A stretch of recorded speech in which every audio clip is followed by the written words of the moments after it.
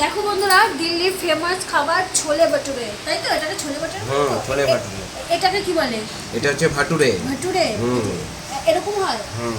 আচ্ছা, আর এটা কি দিয়েছে? স্যালাডের মতো পেঁয়াজ লঙ্কা, আর এটা আলু দিয়েছে। আর এটা হচ্ছে, এটা কি? এটাই হচ্ছে ছোলে মশলা, ছোলে মশলা ছোলে। মশলা। আচ্ছা আচ্ছা, এটা হচ্ছে প্রথম খাবো আজকে আমি। এক্সাইটিং। ছেলে এখন নিয়ে আসলো।